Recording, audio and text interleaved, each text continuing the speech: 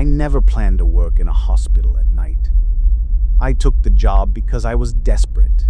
The building had been shut down for years, but parts of it were still used for storage by the local health authority. They needed someone to stay overnight, not to treat patients, just to make sure no one broke in. They called it a security role. But most nights, it felt more like babysitting a place that refused to stay empty. The hospital sat at the edge of town, away from residential areas.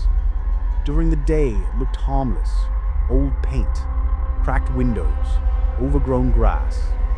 At night, it was something else.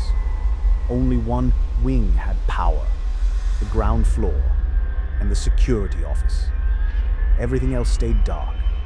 Elevators didn't work. The upper floors were off limits. At least, that's what they told me. My shift ran from 9 p.m. to 6 a.m. I was alone. The first thing you notice in an empty hospital is the smell. Old disinfectant, dust, something metallic that never quite goes away. The second thing you notice is the sound. Even when no one is there, a hospital is never quiet. On my first night, I was told one rule. If you hear anything upstairs, my supervisor said, don't go looking for it.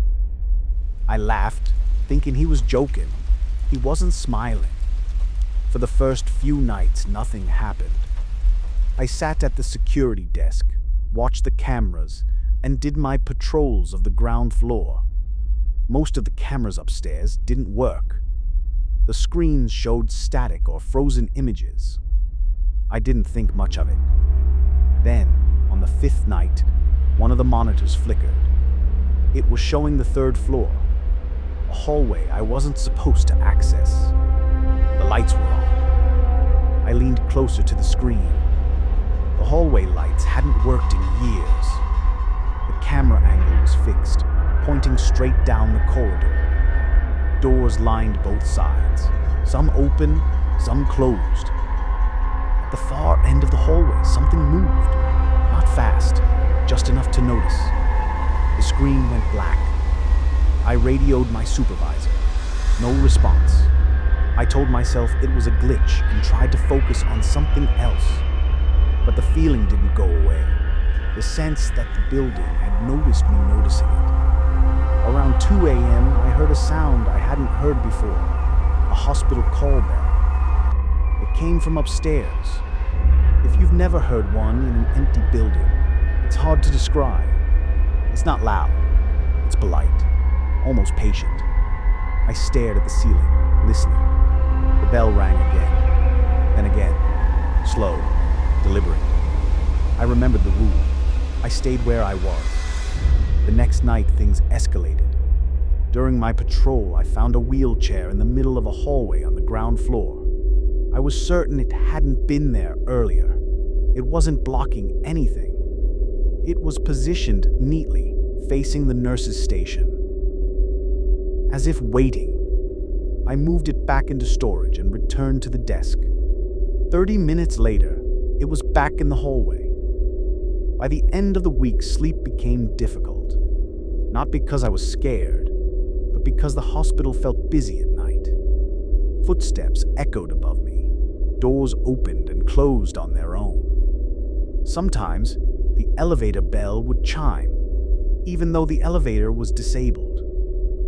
Once, I heard a voice over the intercom. It wasn't clear enough to understand, but it sounded like someone trying to stay calm. On my final night, I decided to check the camera logs. I rewound the footage from earlier that week. Most of it was normal, until I reached the third floor feed. At exactly 1:47 a.m. each night, the same thing happened. A figure walked past the camera, always the same speed, always the same direction, never stopping. The timestamp showed the lights turning on seconds before the figure appeared, and turning off seconds after. At 1:46 a.m., the call bell rang again. This time, it came from the ground floor, from directly behind me. I didn't turn around. stood up slowly and walked out of the building. I didn't finish the shift. I quit the next day. A month later, I heard the hospital was being demolished, but demolition crews reported problems. Equipment shutting off, lights turning on by themselves, and call bells ringing in sections of the building that no longer existed. Sometimes, when I pass that area late at night, I swear I can still hear it. A single bell, ringing patiently.